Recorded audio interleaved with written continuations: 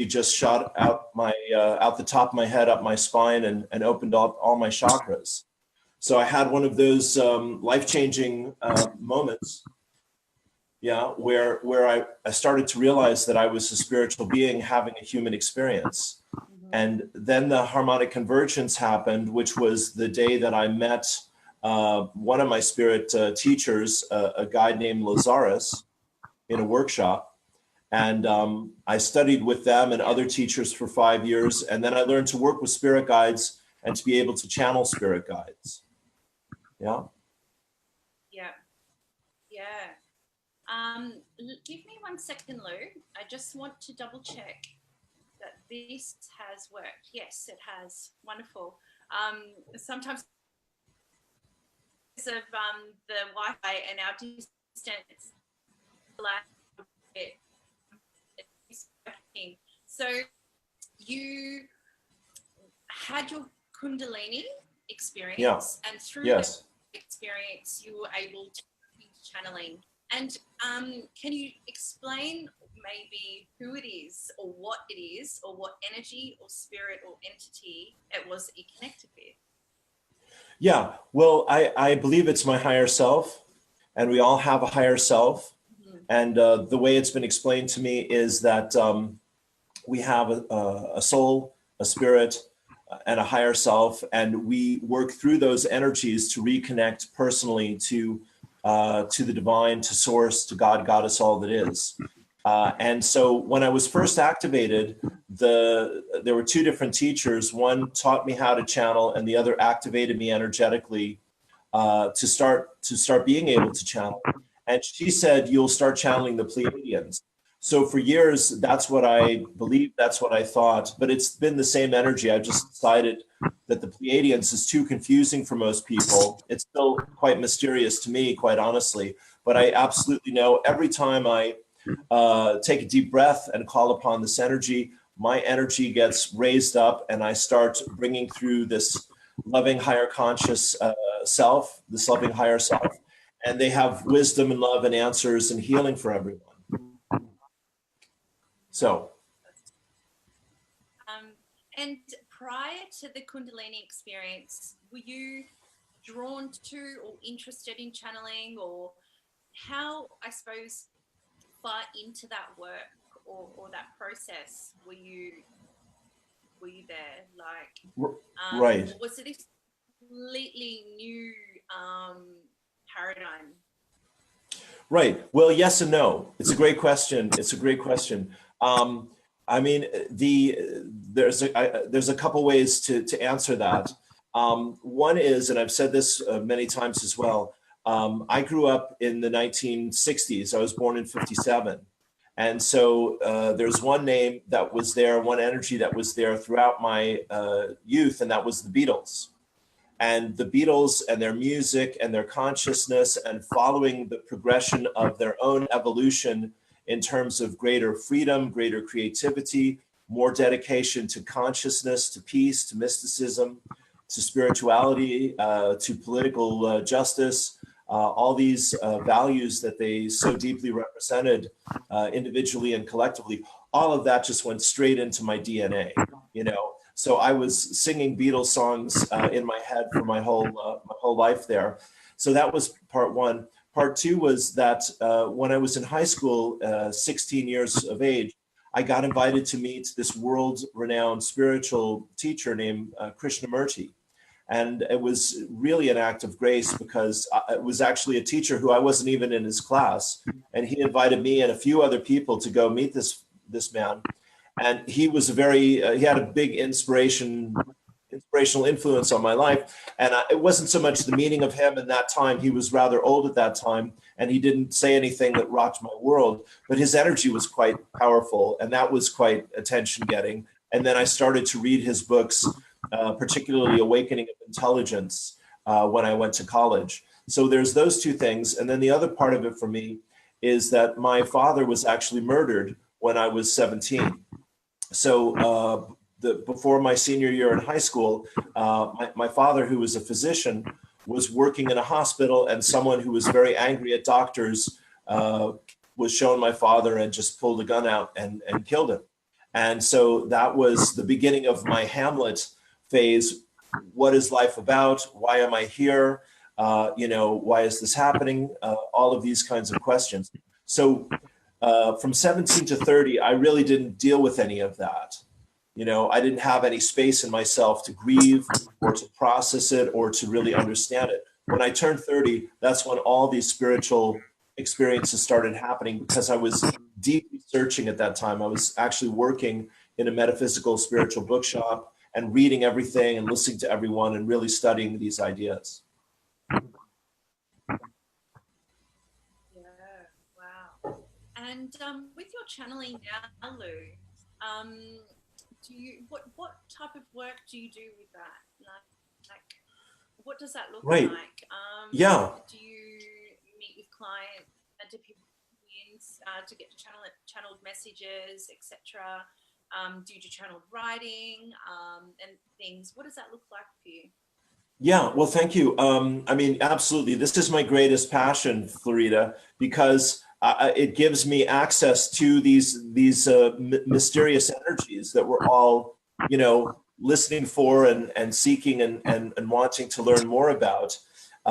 Again, like being a medium and a psychic, the energy that comes through us is for our clients, but we also are blessed by this wisdom and this love.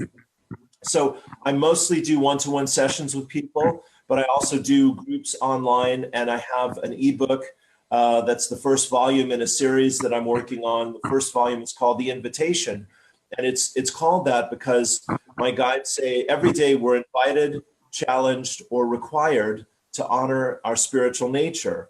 And so the Spirit is always inviting us. When we answer the invitation, then life is beautiful, and we start to become of loving service to our fellow human beings. And then the universe starts to support us and inspire us in wondrous ways. If we resist the invitation, then we experience challenges. And if we learn to grow through the challenges, we overcome them. But if we don't grow from the challenges, then we create crisis. And so every one of us in our life gets to grow through crisis from time to time.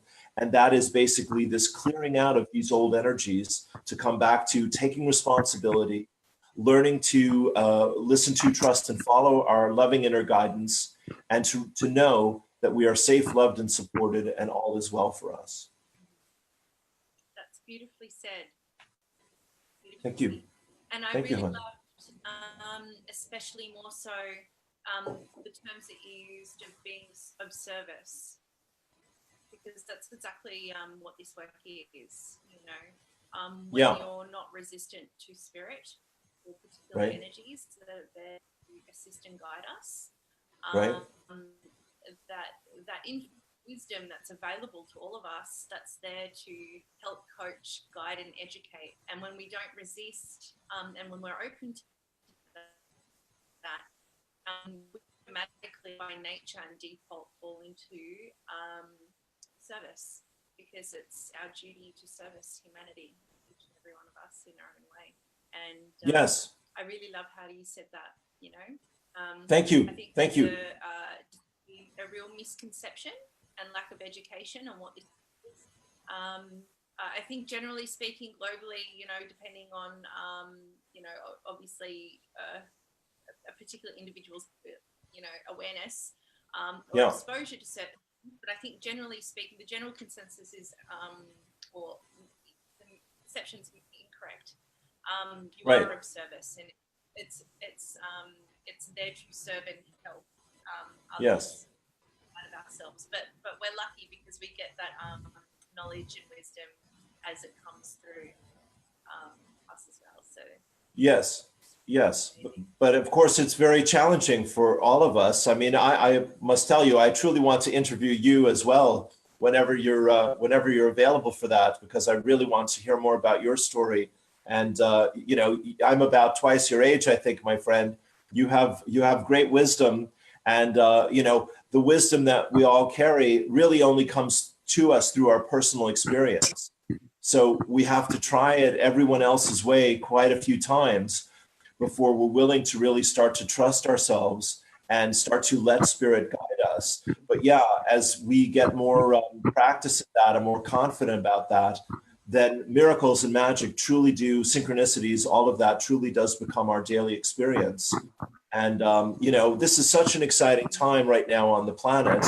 I'm sure you're feeling it as well, where, you know, we spoke about networking before, where there really is this gathering of everyone who is desiring to help the world heal and awaken and grow. So I'm just so excited to be a part of this energy at this time. It's wonderful. It is wonderful, isn't it? And it's beautiful to see so many people step into their power of spirituality and embrace it just the same as they would themselves academically, or you know, any other kind of exercise or nature for the mind and body, and that the soul is becoming just as important, because it is. Yeah. And it's a thing to see. It's wonderful. Like, there's so many people connecting and networking and collaborating and coming together out of you know, one sole mission, which is just to raise consciousness and raise the vibration. Yes. And when we get so many beautiful people together, whether it be on a webinar or in a Facebook group, you know, engaging and sharing and really tapping into that energy, then that's when we start to see change. Yes, yes. I do a live video from 9 to 9:30 every morning called Morning Prayers. And on Wednesday nights, I do another live video called Spirit Talk.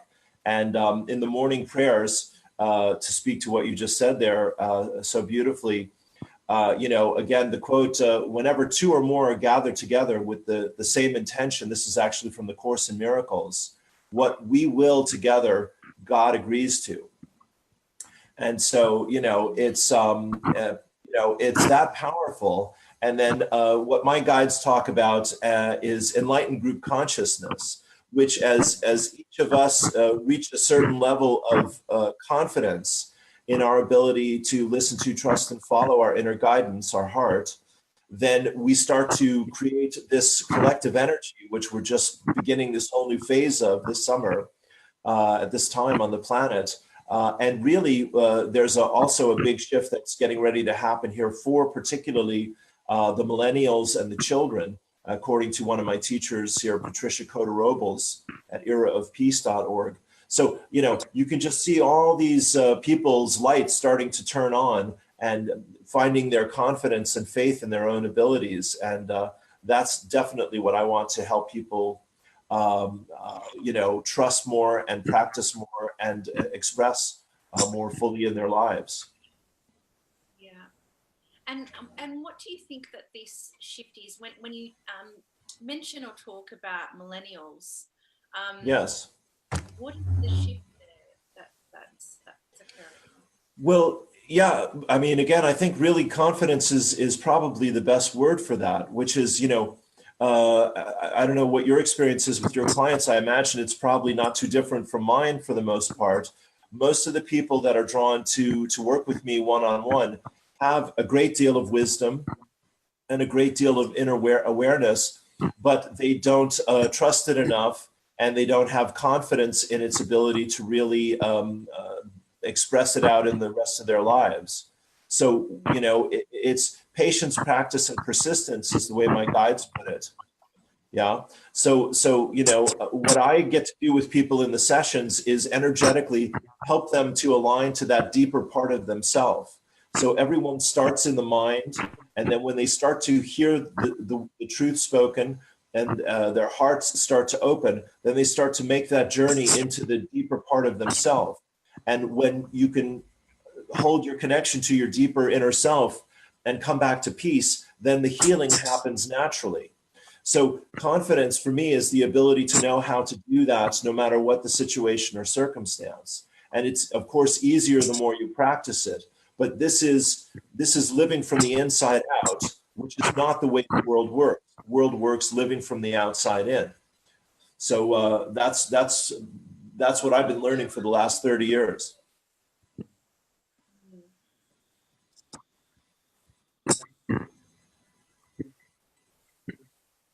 Yeah, yeah.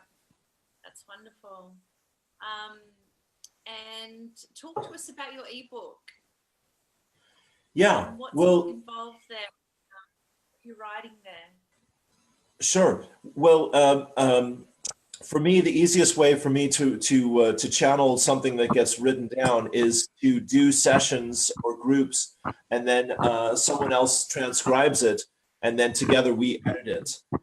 So that's the way that's evolved. So it's a bit of a slow process, but I do have the first part done, and I'm the second part is in print, is written out as well. So I'm just still editing that. But the invitation, as I said before, is life is always inviting us. Love invites and fear demands. Excuse me. And so love is inviting us, love is calling us, love is wooing us, whispering to us, beckoning us. And if we go willingly, then, we heal, we awaken, we grow, we manifest, we co-create, things get easier and better. But if we get stuck in fear or judgment, then we're not answering the invitation. So Spirit is always calling to us, and it's just another way that Spirit is calling to people. There's a lot in there about forgiveness. There's a lot in there about learning to trust and working with the energies of surrender. And then it's just practicing living from the inside out with joyous and deliberate intent, and being detached to the outcome. People get quite, myself included, we all get very focused on expectation and how something has to happen or when. And of course, that doesn't ever help things to happen in the higher realms. So it's learning to, again, to trust that everything is in good order. And as we follow our hearts, my guides say there's 4 pillars here. There's meditation, there's prayer or affirmation, there's keeping a journal, writing to yourself every day, and expressing what you're feeling and getting that on paper. And then there's finding and following your inspiration. Inspiration is the voice of Spirit. And so when you come back to peace, you can hear the voice of Spirit. You can receive inspiration. The joke is there's inspiration or there's desperation. And quite often, in the world, we're operating from one and not the other. So inspiration comes from within. Desperation comes from staying stuck without. My ebook is on my website. It's loumartin.eu, and it's like a €4 donation for that, if people would like to get that. Yeah, wonderful. Now, thank you. Lou, I have a question for you. Yes, dear. Coming from a medium's perspective, do you ever tend to channel information that even you sometimes afterwards go, wow, like all the time. All the time. Or that yeah. Actually,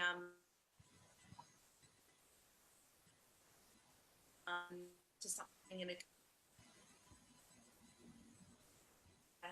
It's quite a remarkable process. It's something that I experience quite often doing mediumship. Right. When certain information comes through, and it's killing 2 birds with 1 stone. As much as I am doing a reading for somebody else, I'm actually needing that information for myself at the same time. And it's just so relevant. Yes. Yeah. And because as you're healing yourself as well. Yes, I deeply relate, my dear, honestly, 100%. I mean, this is why when you as we strive to be of loving service to others, we get our own needs met and our own desires fulfilled. My guides have a beautiful way of saying this, one of their quotes: when you co-create with Spirit, what you've asked for comes out of the blue in the way you least expect it, better than you've imagined possible, revealing your true nature. So yeah, when you're being that channel, your needs are getting met as well as your clients, and it's always more than you had imagined was available. Yeah, you always get more than what you bargained for, and it always ends up being a positive experience. That's right. Love leaves no one behind. Everyone is taken care of. Yeah, that's beautiful. Really wonderful. Yeah, it is. Are you doing workshops as well? Yeah, I do online groups, and I will put out for another one here for actually tomorrow night. Zoom that we're using right now, and it's great to do groups. So 9 p.m. tomorrow night in Ireland, and probably over the weekend as well, Saturday night at the same time. And people can come on, and we can chat and ask questions of myself, and then I'll shift gears and I'll channel for them as well. Oh, wonderful. I'll have to jump on the time zone calculator and figure out what your 9:30 p.m. is for here in Sydney, Australia, because I'd love to jump on that and be part of that. And please, of course, advertise any of your services in the Healing Networks community. Thank you. Because you can reach, the better, of course. So yeah, thank you. Cool. And then that way, Yeah. Thank you. Thank you. Work their time zones around your work and look and be part of that.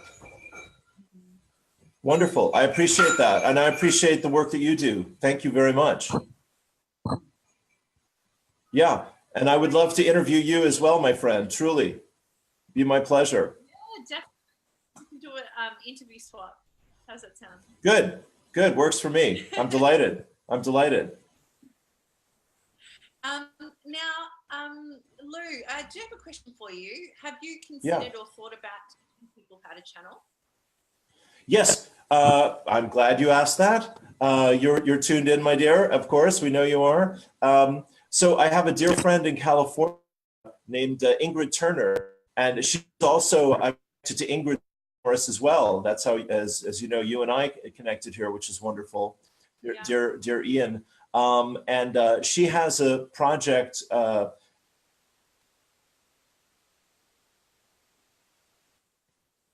Yeah, the internet went there for a second. Yeah, so Ingrid has a project, and she's invited me to work. Yeah, can you hear me now? Yeah, our internet connection's a bit dodgy. It's a little bit. I think you're frozen. Oh yeah, no, I can hear you. Okay, yeah, honey. I can hear you. Yes. Yes, thank you. So yes, to answer your question, so Ingrid and I are going to be co-training other channels about how to do all of this, from practice to bringing it out to the world, starting in October. And it's if people want to check out the Bhava Spiritual Ministry, BHAVA, that's on Facebook as well. And of course, people are welcome to follow me on my Facebook page. As I said, I do a live video 5 days a week, and do interviews with lovely people like yourself. So yeah, there's many opportunities to help people get on the path here.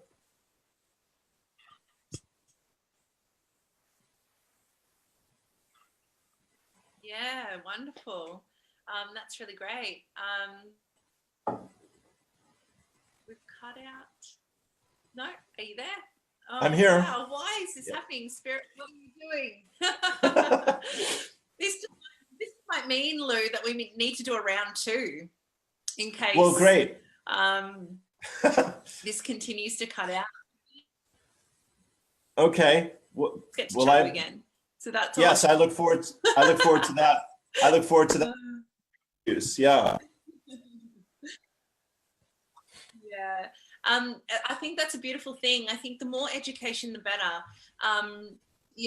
One thing I do love about this work is that each and every one of us, whether you're, specifically channeling, or you're specifically doing psychic work or mediumship, because they're all intertwined, but they're all, have their own different slices of the pie. And I think what's beautiful is that each and every one of us has our unique way of teaching and educating and bringing a different perspective on how to reach the same results. That's right. Or how to experience the same journey. Yeah. That's great. Yeah.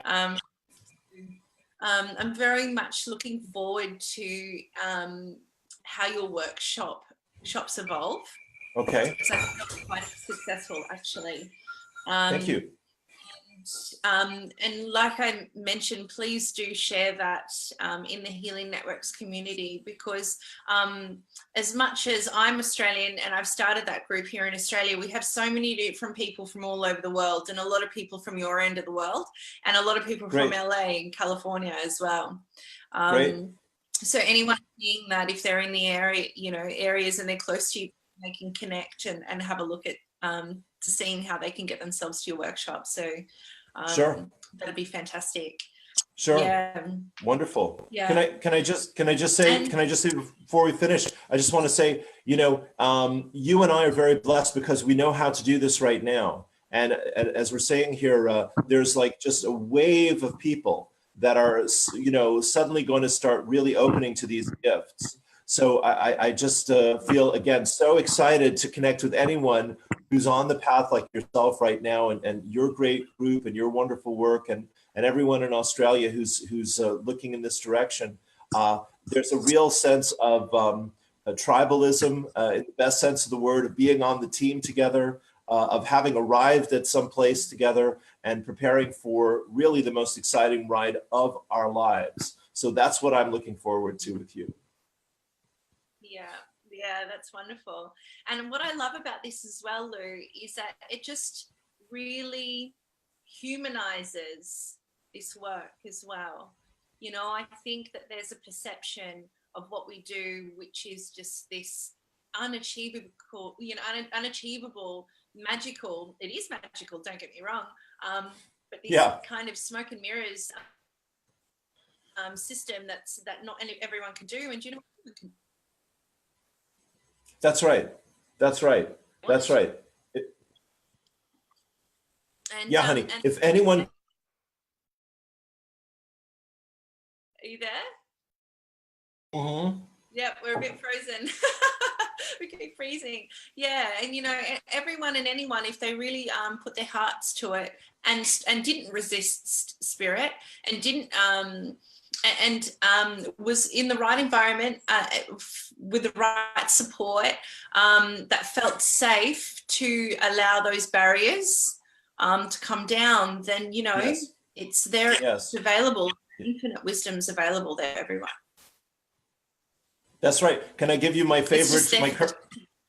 That's right, sweetheart. It's there for the taking. You said it. My current favorite quote, the current favorite quote from my guides is here. It's very simple, everyone. You have to build a bridge and get over yourself. Yeah. That is very true. It's very simple. Right. It's simple, but it's not always easy. Right. Simple, but not always easy. Yeah. Yeah. Well, you know, sometimes the questions are complicated, but the answers are simple. Exactly. Well said. Very well said. I'm going to quote that one. Yeah, that's a beauty. Yeah. Yes. Oh, beautiful. Well, Lou, thank you so much for jumping on. Thank you. And you know what? I think I'd like to do this again because I'm hoping that our internet connection was a lot kinder to us than what it perceived to be. Okay. Okay. So we'll watch interview again and we'll see how we go. Okay. But if not, I'm definitely getting you back for a round 2. Great. Great. I look forward to it. I'm delighted. I'm so happy to connect with you and to know you. It's a joy. Thank you. Yes. And and we'll keep connecting. No worries. We're in touch now. So great. I know that we'll see you again and talk to you more. So brilliant. Brilliant. Thank you so much. Peace and blessings. Namaste. Talk soon, Lou. Thank you. All right, sweetheart. Bye for now. Bye.